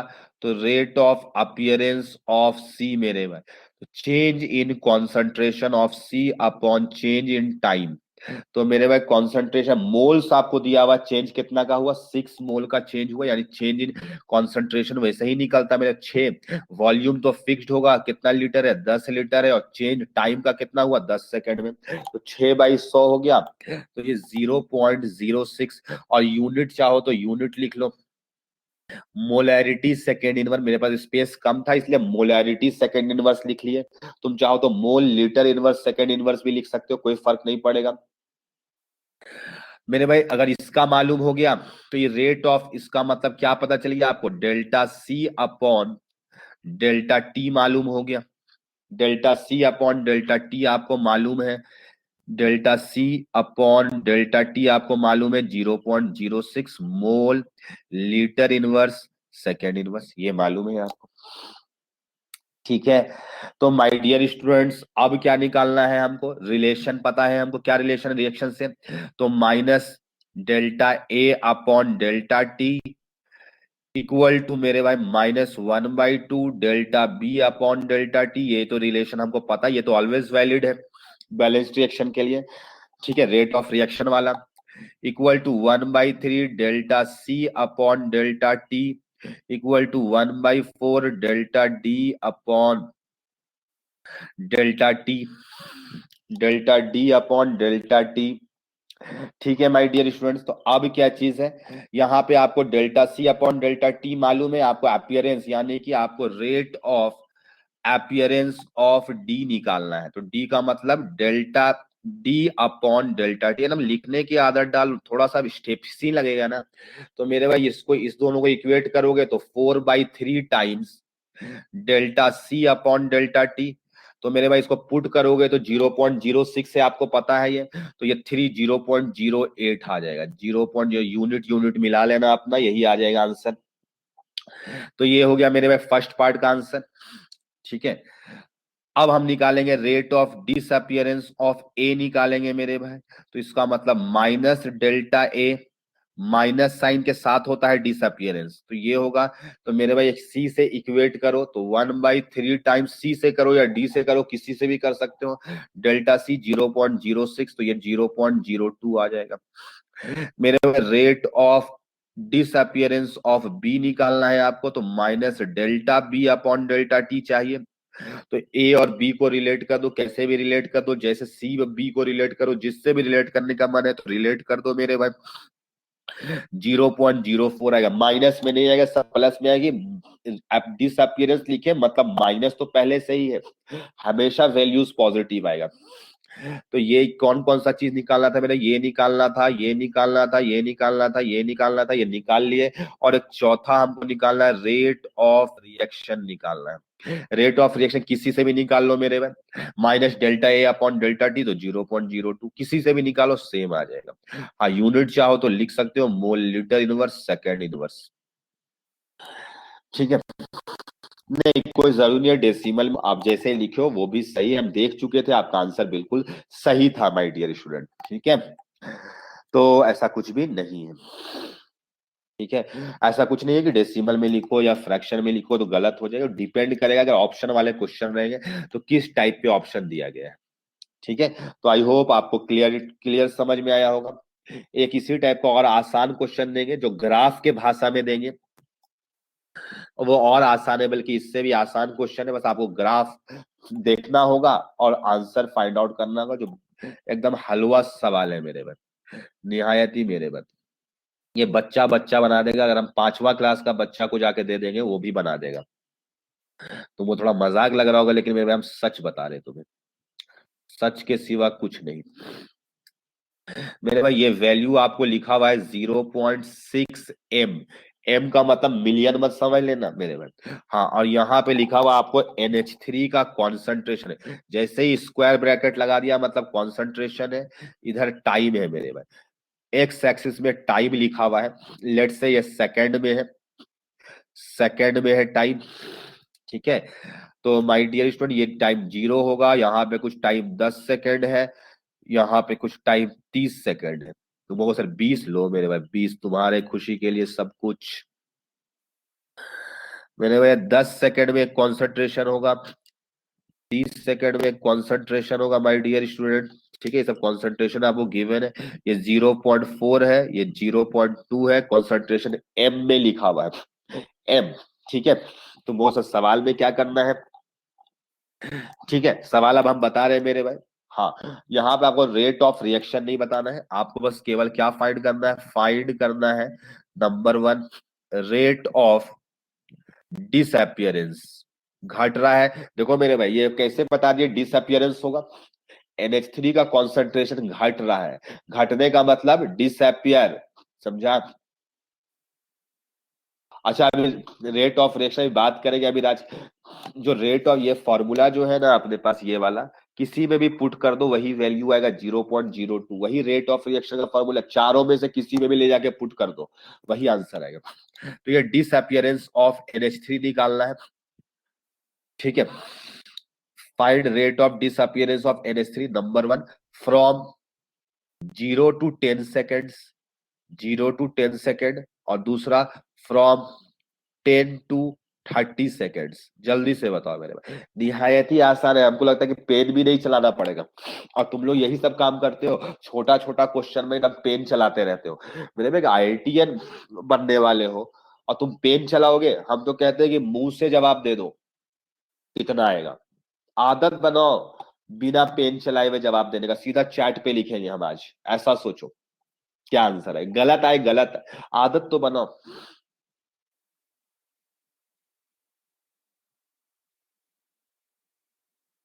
इतना अब इतना भी फास्ट लिख रहा है कि हम चैट को रीड नहीं कर पा रहे हैं मेरे भाई, ठीक है। जब अपना लिखो तुम लोग, हमको एक का आंसर ऋषभ का 0.02 सही है, ऋषभ का जवाब सही है।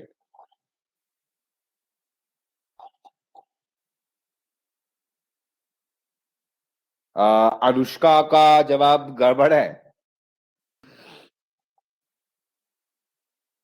गड़बड़ है अनुष्का, आपका जवाब राहुल कामत का पहला जवाब सही है, अभिराज का सही है, फलक का सही है, आयुष का 0.01, हाँ सही है, आयुष का सही है, आयुष कुमार सही है, अनुराग लकड़ा का सही है, 0.01 सेकंड का सही है आयुष का। हाँ सही है, सबका जवाब सही है, वेरी गुड, बहुत अच्छा। इसी टाइप का हम रिस्पॉन्स चाहते हैं, बिना पेन चलाए तुम लोग जवाब दो, बिना पेन चलाए हुए दो। यानी आपसे पूछा गया है -delta NH3 upon delta T, तो फाइनल 0.4 -0.6, ऑलरेडी माइनस से मल्टीप्लाई करोगे तो प्लस बन जाएगा, तो ये बन के आएगा 0. जब लिख लो पूरा, 0.4 -0.6 बाई टाइम 10 सेकेंड हुआ, तो ये सॉल्व करोगे मेरे में तो 0.2/10, तो 0.02 आ जाएगा।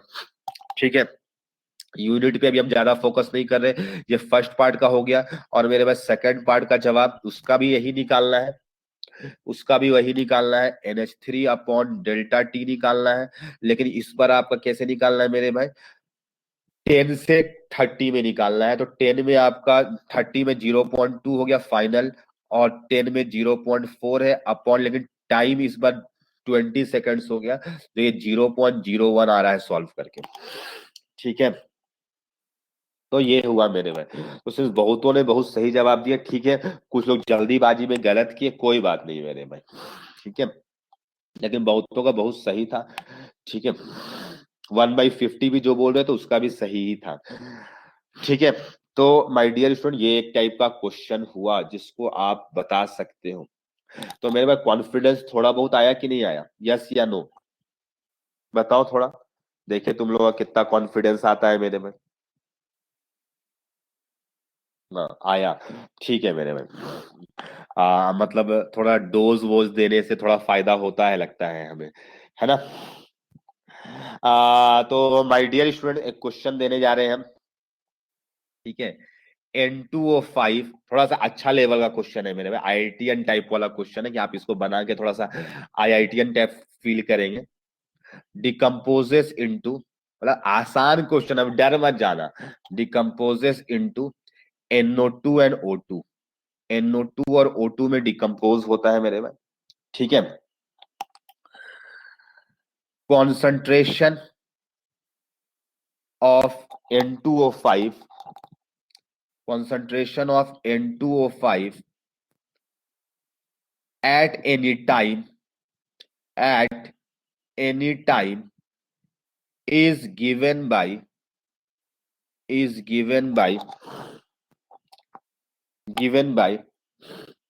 a function या expression, given by a expression लिखो, एक एक्सप्रेशन है इस टाइप का मेरे में, N2O5 का कॉन्सेंट्रेशन किसी भी टाइम टी पर, ये क्या बता रहा है, किसी भी टाइम टी पर, ये नीचे वाला सबस्क्रिप्ट है ना, ये क्या बता रहा है, किसी भी टाइम टी पर। कैसे है मेरे भाई, N2O5 का टाइम जीरो में, यानी initial concentration into E⁻−KT, E⁻−KT है, ये ऐसा फंक्शन गिवन है मेरे भाई। ठीक है, हाँ इसके आगे और आपको लिखा हुआ इंफॉर्मेशन हम दे रहे हैं कुछ आपको, where N2O5 at time zero, यानी टाइम जीरो में इसका वैल्यू दिया हुआ 2m, 2m दिया हुआ है मेरे भाई। हाँ, और ये जो k है, k क्या है हमको नहीं पता अभी, इसका वैल्यू लिखा हुआ 10⁻⁻4 सेकेंड लिखा हुआ है, और सेकेंड इनवर्स लिखा हुआ है, सेकेंड इनवर्स होना चाहिए यूनिट। ठीक है, क्यों ऐसा होगा ये भी हम बाद में बताएंगे, जब आगे टॉपिक पढ़ाएंगे, आगे का टॉपिक का क्वेश्चन उठाए जो कि इस कॉन्सेप्ट पर बनेगा। ठीक है, ये कैसे डिराइव होता है ये भी आपको पता चलेगा फर्दर आपको आगे। ठीक है, ये आपको के का दिया हुआ वैल्यू, क्वेश्चन लिख लिए होंगे आई होप, आगे हम और लिखेंगे अभी। ठीक है, अब क्या क्या फाइंड करना है वो हम बताएंगे आपको। तो फाइंड करना है मेरे, एक एक पार्ट आपको देते जाएंगे। हाँ, ई को आप वैल्यू पुट मत करिएगा, ई के टर्म में आंसर दीजिएगा आप। ठीक है, फाइंड नंबर 1 कॉन्सेंट्रेशन, तो मेरे भाई तो ये क्या पूछेंगे, अच्छा चलो पूछ लेते हैं मेरे भाई। चलो एक पूछते हैं concentration. Concentration of N2O5 at T equal to 2 × 10⁴ चलो बताओ मेरे भाई, निहायत ही हलवा सवाल है मेरे भाई, एकदम महाबुड़बक वाला सवाल है, कोई भी जवाब दे सकता है। N2O5 का बता रहा है, ई के टर्म में आप आंसर बिल्कुल दे सकते हैं, ई के टर्म में बिल्कुल आंसर दे सकते हैं, आप खुले में दे सकते हैं मेरे भाई।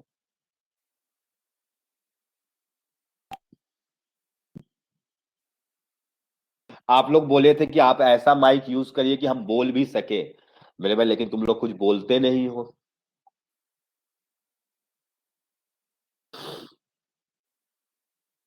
यस, ई का power -2 is correct answer, very good Ayush.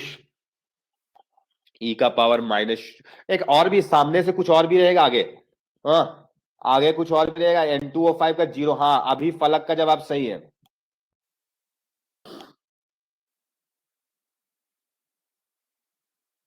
हाँ, 2 × ई का पावर -2, यस। तो सॉल्यूशन मेरे भाई, इसका सॉल्यूशन देखो, तो ऐसा दिया हुआ है N2O5 का किस टाइम में निकालना है आपको, 2 × 10⁴ में। तो कैसे वैल्यू पुट करेंगे, आपको फंक्शन क्या दिया हुआ है, N2O5 का जीरो में। बेटर इसको टू ही लिख दो, आपको गिवन है, ये गिवन है के वे का वैल्यू, तो लिख दो इसको। तो ये 2 है, ई का पावर -k का वैल्यू 10⁻⁻4, और टी का वैल्यू 2 × 10⁻⁴ है। तो ये 10⁻⁴, 10⁻⁴ 1 से कट गया, ये ई का पावर -2 यानी 2/e² आएगा, इक्वल टू 2/e² आएगा। ठीक है। हाँ, 2 × ई का पावर -2 भी बोल सकते हो, कोई दिक्कत नहीं है। तो अब तो तुम लोग सीख गया मेरे भाई, अब तो सारा पार्ट का जवाब तुम तो आसानी से दे देगा। हमको लग रहा था तुम लोग नहीं जवाब दे पाएगा। Rate of disappearance, rate of disappearance of N2O5 in the first, in first 10⁻⁴ second. जल्दी बताओ मेरे भाई, ये भी अब तुम लोग आसानी से बता देगा। डिसअपियरेंस बताना है N2O5 का, जल्दी बताओ मेरे भाई, निहायत ही आसान सवाल है, जल्दी जल्दी बताते चलो, ताकि हम और भी चीज पढ़ा पाए तुम्हें।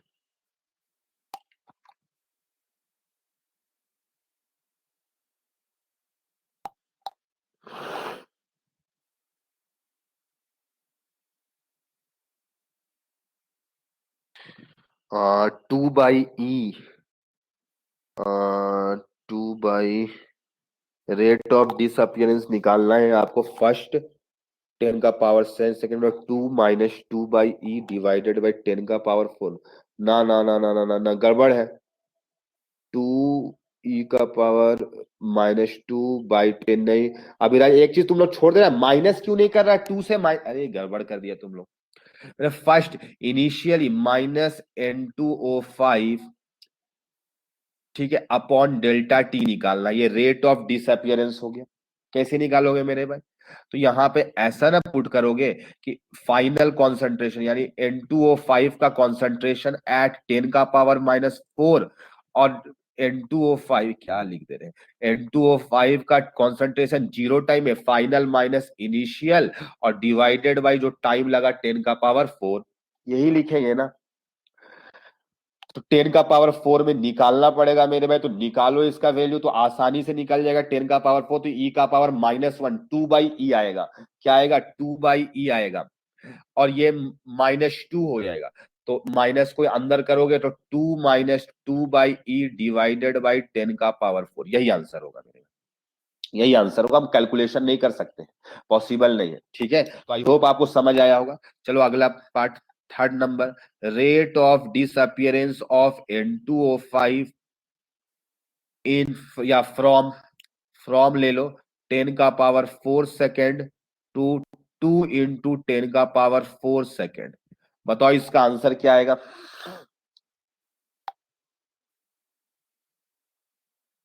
इसका बताओ जल्दी से।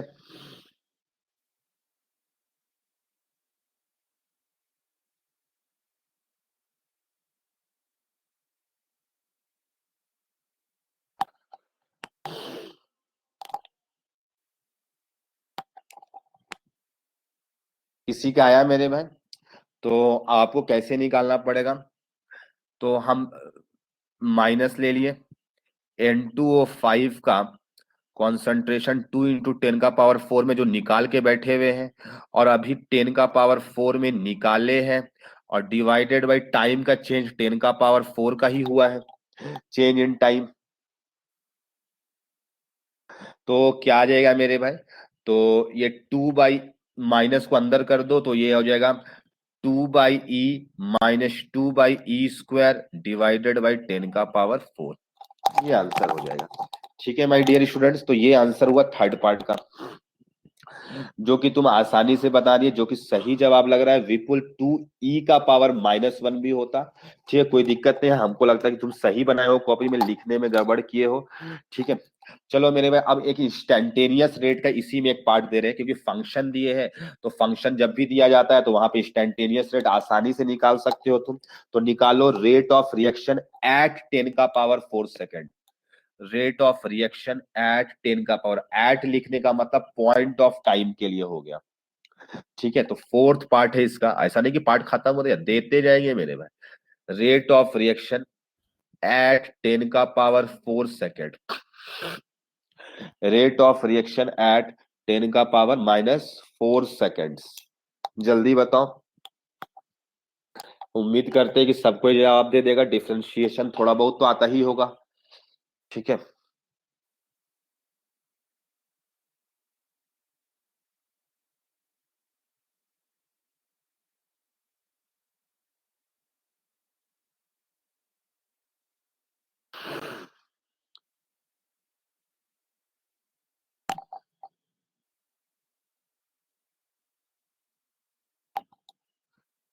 तो डिफरेंशिएट करने शायद हमको लगता है कि आपको आता होगा।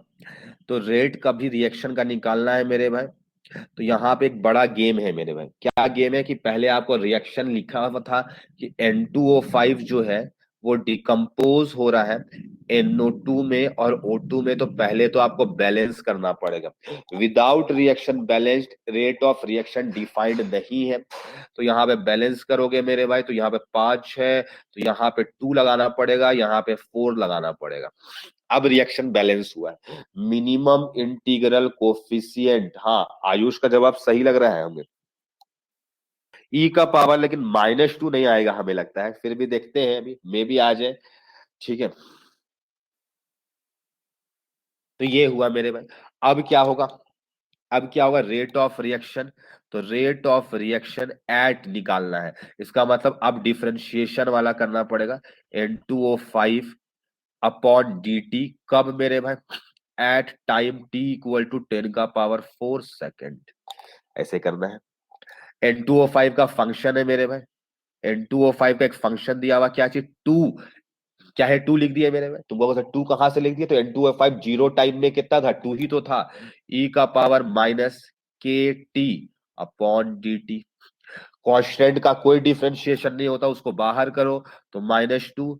e⁻−x का इंटीग्रेशन डिफरेंशिएशन e⁻−x, और अंदर वाले का -kt का डिफरेंशिएशन -k आ जाएगा। हाँ, ये सबको कब पुट करना है मेरे भाई? एट t = 10⁻⁴ सेकेंड पुट करेंगे मेरे भाई। t का पावर 10, तो e⁻10⁻⁴ into 10⁻⁴ into -10⁻⁴। Minus minus plus लगा दो मेरे भाई, तो 10⁻⁴ अपॉन e⁻−1, तो नीचे कर देंगे तो e आ जाएगा। ये रेट ऑफ रिएक्शन, कहीं से भी निकालो, किसी के रिस्पेक्ट में भी यही आंसर आएगा। ठीक है, सबको समझ आया? सबको अच्छे से क्लियर है? ठीक है, -2 कहाँ गया? अच्छा एक सेकेंड, तो -2 भी आएगा ना? हाँ, 2 भी आएगा मेरे भाई। और मेरे भाई एक यहाँ पे 1/2 भी लिखना पड़ेगा ना? 1/2 भी लिखना पड़ेगा, क्योंकि रेट है मेरे भाई, तो 1/2 भी लिखो, तो बाई 2 कर दो, बाई 2 कर दो। ठीक है, क्योंकि ये स्टोक्योमेट्रिक कोफिशिएंट आपको लिखना पड़ेगा।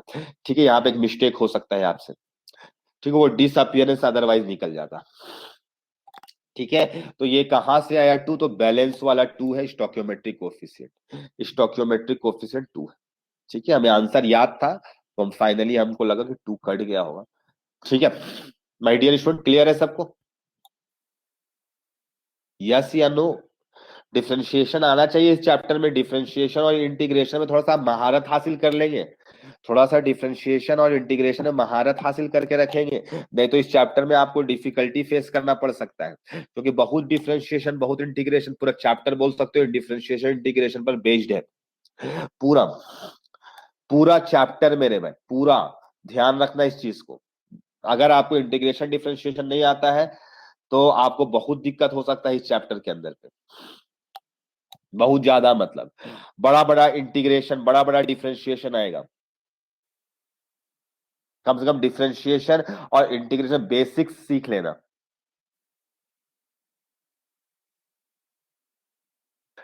अरे N2O5 का टाइम जीरो में लिखे थे ना, 2 है। N2O5 जो जीरो टाइम में कितना था, 2 था, उसी को 2 लिखे हैं, उसी को 2 लिखे हैं,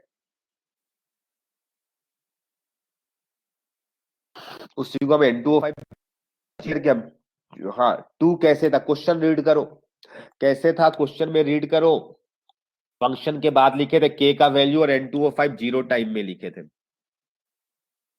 दिख जाएगा तो बताना। हाँ आपको एक अब थोड़ा सा अच्छा लेवल का यहाँ पे फिफ्थ पार्ट दे रहे हैं, इसी का क्वेश्चन का, इसी पार्ट का, इसी क्वेश्चन का फिफ्थ पार्ट दे रहे हैं मेरे में। फाइंड एक्सप्रेशन, वैसे तुम दिमाग लगाओ तो बन जाएगा। Find expression for concentration of, find expression for concentration of NO2 with time. जैसे N2O5 का फंक्शन है ना मेरे भाई, ई का पावर माइनस के टी में N2O5 एट टाइम जीरो, इस टाइप से, उसी टाइप से इसका भी आएगा फंक्शन NO2 का, जो NO2 प्रोड्यूस कर रहा है ना उसका फंक्शन चाहिए हमें। ठीक है, विथ टाइम, विथ टाइम। ठीक है, तो NO2 का एट टाइम टी में क्या फंक्शन बन करके आएगा, जैसे हम तो क्या होगा मेरे भाई। ठीक है, बनाओ इसको,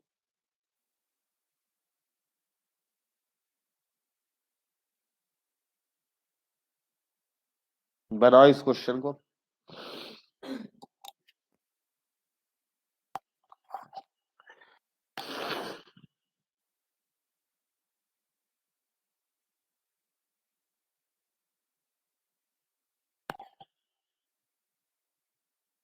हम तुम्हें 2 मिनट का टाइम देते हैं। कितना आसान है वैसे, बना सकते हो, स्टोकियोमेट्री यूज करके बना सकते हो, डिफरेंशिएशन यूज करके बना सकते हो, दो दो मेथड से तुम बना सकते हो मेरे भाई, जो तुमको आसान लगे उससे बना सकते हो।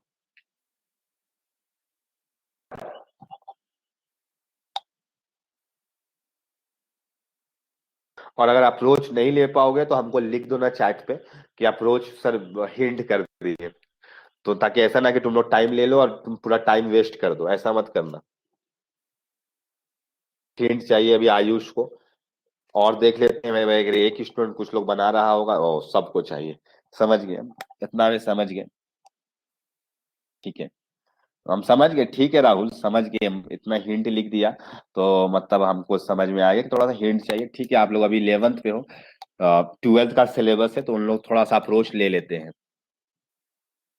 N2O5 given rise to NO2, हाँ रिएक्शन बैलेंस है आपका मिनिमम इंटीग्रल कोफिशिएंट से, तो यहाँ पे 2 लगा हुआ है, यहाँ पे 4 लगा हुआ है, यहाँ पे कुछ नहीं लगा हुआ है। तो initially at time t is equal to zero में अगर इसका A मोल्स है या A मोलैरिटी है, A कॉन्सेंट्रेशन है, तो अभी इनिशियली तो जीरो जीरो होगा। जैसे धीरे धीरे टाइम गुजरेगा ये डिकम्पोज होगा, इसका x मोल्स कंज्यूम होगा, तो इसका 2x, इसका दुगना है मेरे भाई, 2x बनेगा। एक्स इसका कंज्यूम होगा तो इसका 2x बनेगा, और इसका कितना बनेगा मेरे भाई, x/2 बनेगा, इसका x/2 बनेगा। पता चल गया? ठीक है माय डियर स्टूडेंट, A-x का मतलब किसी भी टाइम t में, किसी भी टाइम t में आपको N2O5 का कॉन्सेंट्रेशन गिवन है, इसका मतलब A-x गिवन है आपको। क्या गिवन है? A-x गिवन है, N2O5 एट जीरो e का पावर माइनस के टी, या इसको शॉर्ट में ऐसे लिखो 2 e का पावर माइनस के टी, क्योंकि जीरो टाइम में ये 2 था। ठीक है, तो a माइनस एक्स का वैल्यू पता चल गया, और मेरे भाई ए का वैल्यू तुमको नोन है, तुमको सर ए का वैल्यू नोन है, यस ए कॉन्सेंट्रेशन नोन है, N2O5 at time 0 equal to A होगा, उसका कॉन्सेंट्रेशन ए है, तो कितना हो गया मेरे भाई, ए का वैल्यू आपको 2 गिवन है, मिल गया। तुमको एक्स का वैल्यू चाहिए और फिर 2x निकाल देना, वो हो जाएगा। क्या हिंट समझ में आ गया? अब तो बना लोगे ना मेरे भाई, यहाँ पे 2 पुट करो, x का वैल्यू निकालो, और x का वैल्यू से NO2 का निकाल लो, O2 का निकालो, जिसका फंक्शन चाहिए सब निकल जाएगा। तो फटाफट साथ साथ बनाओ। चलो देखते हैं मेरा पहले बनता है कि तुम्हारा पहले बनता है। चलो हम एक थोड़ा सा पीछे, थोड़ा सा हम लेट से स्टार्ट करते हैं। वैसे तुम लोग इतना छाप भी लिया होगा अब तक। चलो पुट कर देते हैं मेरे में, पुट दिस, उसको ऊपर पुट कर देंगे, तो 2 minus X is equal to 2 e का पावर माइनस के टी। तो यहां से x का वैल्यू आ जाएगा, x का वैल्यू हो जाएगा मेरे में, उधर जाएगा तो 1 माइनस ई का पावर माइनस के टी आ जाएगा। तो अगर हम तुमसे पूछेंगे NO2 का concentration at any time t कितना हो जाएगा, तो 2x हो जाएगा, क्योंकि वही निकाले हैं अभी, और 2x हो जाएगा मेरे भाई, तो x का वैल्यू पुट कर दो, तो इक्वल टू 2 इंटू 2 4 हो जाएगा, 1 माइनस ई का पावर माइनस के इंटू टी। ये आ गया मेरे भाई NO2 का कॉन्सेंट्रेशन किसी भी टाइम t पर, किसी भी। अगर हम O2 का पूछ लेते हैं मेरे भाई, तो O2 का पूछ लेते हैं किसी भी टाइम t पर मेरे भाई, तो कितना हो जाता है, x/2 हो जाता, तो ये x/2 तो 1 माइनस ई का पावर माइनस के टी हो जाता। ठीक है, ROA पूछ ले तो इतना देर से तो वही तो निकाले मेरे में। हाँ अच्छा ROA पूछ लिया तो मेरे पास फंक्शन पता चल गया, फंक्शन पता चल गया NO2 का, NO2 का फंक्शन पता चल गया, तो कभी भी निकाल सकते हो। अभिराज निकाल लोगे कि नहीं निकाल लोगे, अभी कुछ भी पूछेगा तो यस या नो?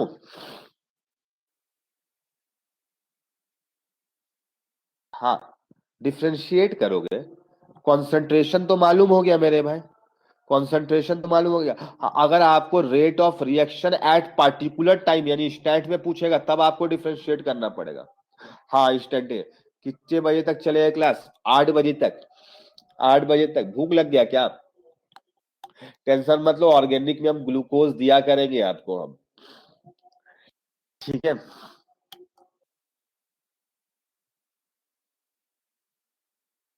इसका एक और मेथड है क्या, एक और? अच्छा ठीक है, 15 मिनट और लेंगे मैक्सिमम। इसका एक और मेथड है क्या, एक और मेथड जानना चाहोगे या छोड़ दे दूसरा मेथड? यही आसान लग रहा है, क्या यही आसान है? वैसे यही इजी मेथड है।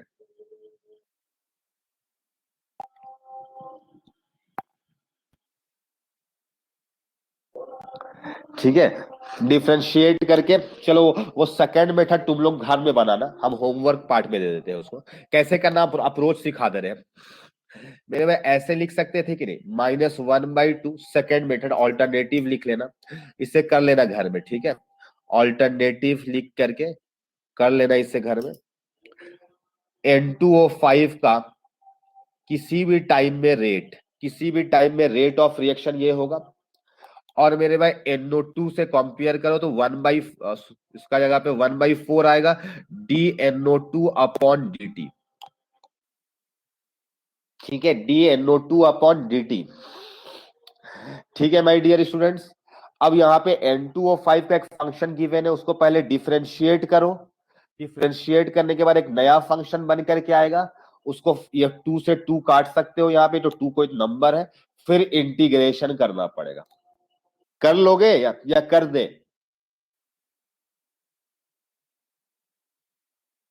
पहले इसको डिफरेंशिएट करना होगा, फिर ये dt से इंटीग्रेट करना पड़ेगा। आयुष बोल रहा है ट्राई करेंगे सर। कोई लिमिट आपको नहीं लगाना है मेरे भाई, किसी एक पार्टिकुलर टाइम में, यहाँ पे आपको इनडिफिनिट इंटीग्रेशन है, आपको केवल फंक्शन पता करना है, ठीक है। कोई लिमिट नहीं, आपको केवल डिफरेंशिएट करके। पहला मेथड ज्यादा सही है, लंबा है, ठीक है, कर सकते हो, करके देखना मेरे में। चलो कर ही देते हैं, तुम भी क्या याद रखोगे। चलो 2 हो गया, ये -2 कर दो इधर, ये -2 आ गया, इसका डिफ्रेंशिएशन करो, कितना बड़ा है ये, e का power -kt upon dt equal to, ये 2 को तो इधर ही लेते गए, dNO2 अपॉन dt, इसको तो वैसे ही रखना पड़ेगा, इसको डिफ्रेंशिएट करो तो 2 बाहर आ जाएगा, तो 4 माइनस माइनस प्लस हो जाएगा, 4 के e का पावर -kt आ गया, dNO2 अपॉन dt, कोई बड़ा नहीं है मेरे भाई, छोटा ही है।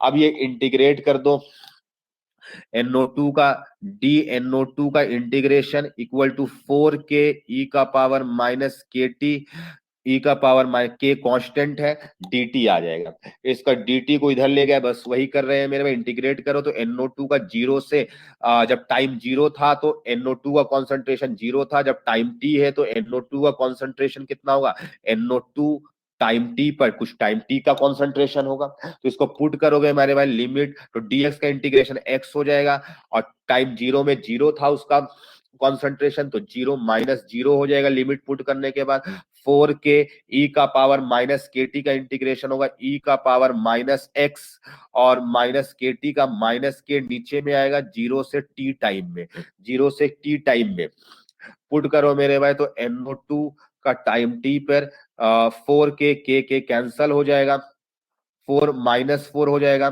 और यहाँ पे टाइम पुट करोगे तो e का पावर -kt, और टाइम जीरो पुट करोगे तो 1 आ जाएगा, माइनस को अंदर ले जाओगे तो 4 1 माइनस e का पावर -kt, जो कि आंसर यही था। तो ये मैथमेटिकल चैप्टर हम पहले बता दे रहे हैं मेरे भाई, इस पे आप जितना मैथमेटिक्स में डिफरेंशिएशन और इंटीग्रेशन में कमांड रखेंगे उतना ही चैप्टर आसान लगेगा, वरना ये चैप्टर आपके लिए बोझ भी बन सकता है, क्योंकि आप लोग डिफरेंशिएशन इंटीग्रेशन उतना नहीं पढ़े हो। ठीक है, तो आई होप ये लाइन क्लियर होगा, कोई बड़ा कुछ ऐसा नहीं कि यहाँ पे रॉकेट साइंस लगा दिया, बस डिफरेंशिएशन एक बार किए फिर इंटीग्रेशन करके लाए, हाँ ये लंबा मेथड हुआ, वो आसान मेथड हुआ, उसमें डायरेक्टली दिख गया आंसर, लेकिन वही आएगा।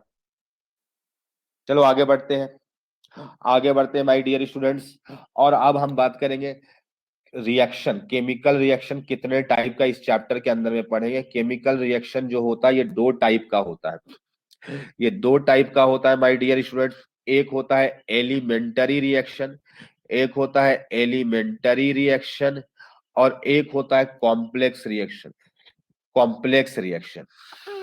मेरे भाई एलिमेंटरी रिएक्शन उसको कहते हैं जो सिंगल स्टेप रिएक्शन हो, सिंगल स्टेप जो रिएक्शन होगा, यानी केवल एक स्टेप का रिएक्शन होगा, उसको एलिमेंटरी कहा जाता है। और जो मल्टीपल स्टेप हो, एक से ज्यादा स्टेप का रिएक्शन हो, मल्टीपल स्टेप रिएक्शन को हम लोग क्या कहते हैं, कॉम्प्लेक्स रिएक्शन कहते हैं। ठीक है, ज्यादा नहीं पढ़ाएंगे मेरे भाई, इस पेज को बस भरेंगे। ठीक है, तो केमिकल रिएक्शन दो टाइप का होता है, एलिमेंटरी रिएक्शन और कॉम्प्लेक्स रिएक्शन होता है। हाँ, तुमको सर एग्जांपल थोड़ा दिखला देते कैसा होता है। मेरे में एक रिएक्शन लिख रहे, देखने में कॉम्प्लेक्स नहीं पता चलेगा तुमको, देखने में तो सभी सिंगल स्टेप का लगता है। तो मेरे भाई एक रिएक्शन लिख रहे हैं, 2NO plus O2 given rise to 2NO2। ठीक है, ये एक रिएक्शन है। ठीक है, इसका एक्चुअल मैकेनिज्म जो होगा ना वो जानना पड़ेगा तुम्हें। हाँ, अब तुमको सर मैकेनिज्म क्या लिखना पड़ेगा, नहीं, फिजिकल केमिस्ट्री इनऑर्गेनिक केमिस्ट्री में आपको मैकेनिज्म लिखना नहीं होता है, गिवन रहता है, ऑर्गेनिक में लिखना पड़ता है।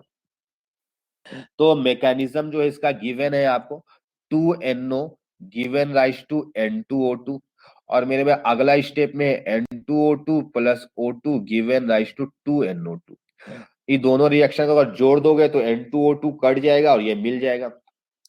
तो ये दो स्टेप का रिएक्शन था, तो एक से ज्यादा स्टेप का कोई भी रिएक्शन होगा उसको कॉम्प्लेक्स रिएक्शन कहेंगे। इसका एक पार्टिकुलर कोई स्टेप को ले लो, लेट से 2NO given rise to N2O2, तो मेरे भाई ये केवल सिंगल स्टेप है, अकेले, इसके इसके अलावा और कोई दूसरा स्टेप नहीं है, तो ये एलिमेंटरी का एग्जांपल हो जाएगा। यानी कॉम्प्लेक्स रिएक्शन के अंदर में बहुत सारे एलिमेंटरी स्टेप्स का इन्वॉल्वमेंट होता है, एक कॉम्प्लेक्स रिएक्शन के अंदर में बहुत सारे एलिमेंटरी स्टेप्स का इन्वॉल्वमेंट होता है।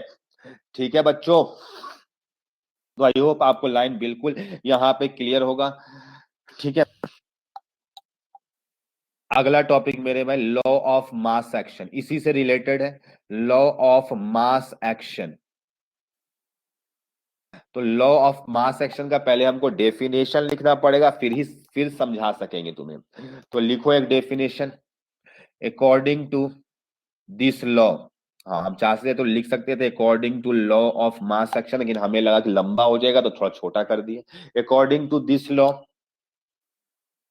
रेट ऑफ रिएक्शन, हाँ, rate of reaction is directly proportional to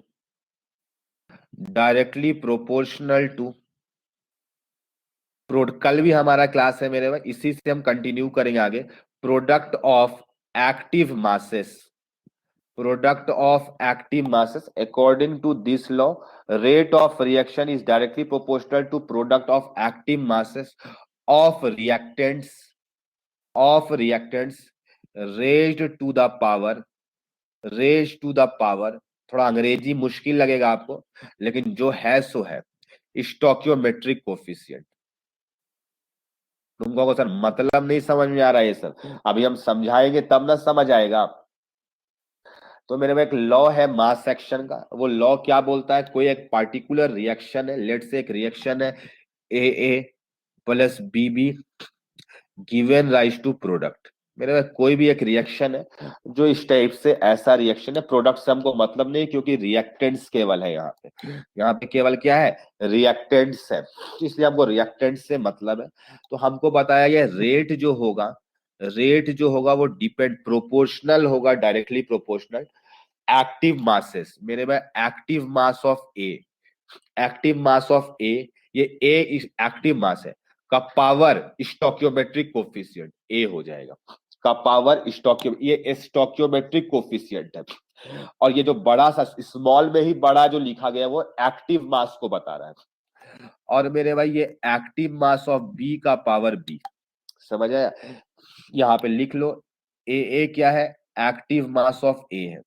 मेरे भाई तुमको एक्टिव मास ऑफ से क्या मतलब, तुम्हारे माइंड में क्या आया, एक्टिव मास और मास, ये दोनों में क्या डिफरेंस है, मास और एक्टिव मास में क्या डिफरेंस लग रहा है तुमको, तुम एक्टिव मास का मतलब क्या निकाल रहे हो।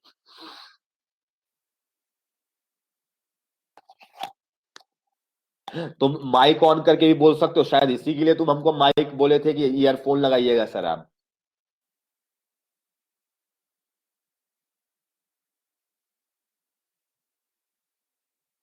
बाप रे बाप, ऐसा अंग्रेजी लिखता है ना, रिएक्शन के टाइम जो मास हो, जो रिएक्ट करे,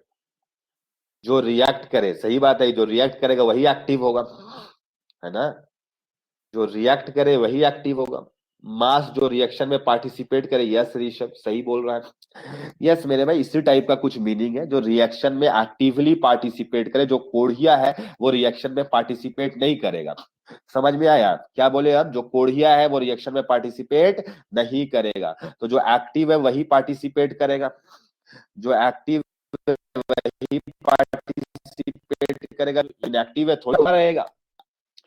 तो मेरे भाई अब सवाल है कि साइंटिस्ट लोग क्यों ऐसा वर्ड यूज किए, ये एक्टिव मास जैसा वर्ड क्यों यूज किए। तो मेरे भाई दरअसल क्या हो रहा था, जैसे रेट ऑफ रिएक्शन, ये जो लॉ ऑफ मास एक्शन है ये थ्योरी है, इसका कोई एक्सपेरिमेंटल वैलिडेशन नहीं है। तो क्या हुआ ना, जब एक्सपेरिमेंटली रेट निकाला जा रहा है और जब इसके बेसिस पर निकाला जा रहा है, इस वाले इक्वेशन के बेसिस पर, तो दोनों में फर्क पड़ जाता था। यानी ऐसा होता था ना, सुनना मेरी बात को, क्वेश्चन की जज्बातों को, मेरे भाई कभी ऐसा होता था कि रेट जब मोलैरिटी लेते थे, ए का मोलैरिटी और बी का मोलैरिटी लेते थे एक्टिव मास की जगह, और ए और बी रखते थे, तब आंसर मैच कर जाता था। यानी एक्टिव मास की जगह कभी मोलैरिटी रखने से आंसर मैच कर रहा था, कभी मोलैलिटी, कभी मोल फ्रैक्शन, कभी ग्राम्स पर लीटर, तो अलग अलग कॉन्सेंट्रेशन टर्म्स को रखने से क्या हो रहा था, आंसर एक्सपेरिमेंटल रेट मैच कर रहा था। हाँ, मोस्ट ऑफ द केसेस में मोलैरिटी से मैच कर रहा था, मोस्ट ऑफ द केसेस में मोलैरिटी से मैच खा रहा था।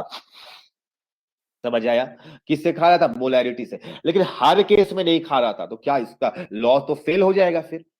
तो उन लोगों को लगा कि molarity most of the cases में तो काम कर रहा है, लेकिन हर केस में काम कर जाए, ऐसा तो नहीं था। तो उन लोगों ने बुड़बक बनाने के लिए बोले कि इसको तो मोलैरिटी हटा दो यहां से, इसमें एक्टिव मास लिख दो।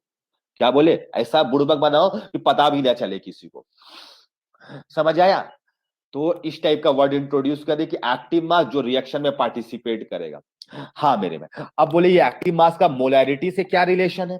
तो मेरे भाई ऐसा बोले ना कि ये एक्टिव मास अगर ए का है तो इसको ईटा इंटू मोलैरिटी ऑफ ए बोलो। जैसे एफिशिएंसी, इसको बोलते हैं एक्टिविटी कोफिशिएंट। क्या बोलते हैं इस ईटा को? Activity coefficient. एक्टिविटी कोफिशिएंट बोलते हैं मेरे भाई। क्या बोलते हैं? एक्टिविटी कोफिशिएंट कहते हैं। ईटा का वैल्यू जो होता है 1 से कम भी हो सकता है, 1 से ज्यादा भी, यानी 0 से 1 के बीच में लाई कर सकता है। और 1 से ज्यादा कैसे होगा मेरे भाई? 1 से ज्यादा तो पॉसिबल ही नहीं, 100% से ज्यादा थोड़ी ना होता है। तो अगर ईटा से 1 है कॉन्सेंट्रेटेड सॉल्यूशन के लिए मेरे भाई, जो कॉन्सेंट्रेटेड सॉल्यूशन होता है ना, उस पे एक्टिव मास 100% नहीं होती है, लेकिन डाइल्यूट सॉल्यूशन जो होता है, डाइल्यूट सॉल्यूशन जो होता है उस पे 100% एक्टिव होते हैं। यानी कि तुम कह सकते हो अच्छा अब समझ में आया सर कि यहाँ पे कुछ नहीं करना है, अपने को सिलेबस में डाइल्यूट सॉल्यूशन है और मेरे भाई कुछ नहीं, ए का कॉन्सेंट्रेशन का पावर ए और बी का कॉन्सेंट्रेशन का पावर बी लिख दो, हो गया काम। यानी कि ये आपने सिलेबस में कॉन्सेंट्रेटेड है ही नहीं, आपको हमेशा एक्टिव मास को कहां से रिप्लेस कर देना है? मोलैरिटी से, या फिर पार्शियल प्रेशर में करेंगे, वो नेक्स्ट क्लास में डिस्कशन करेंगे सिंस टाइम हो गया, बल्कि हम आपको 1 मिनट पहले छोड़ रहे हैं। ठीक है, इसको हम लोग नेक्स्ट क्लास में और डिटेल में समझेंगे, वह रिवाइज करेंगे लॉ ऑफ मास एक्शन को, और यहीं से कल कंटिन्यू करेंगे। कल भी मेरा सेकंड क्लास है। ठीक है माय डियर स्टूडेंट, अच्छे से पढ़ाई करिए, घर में रहिए, पढ़ाई में व्यस्त रहिए। ठीक है, okay, thank you students, bye.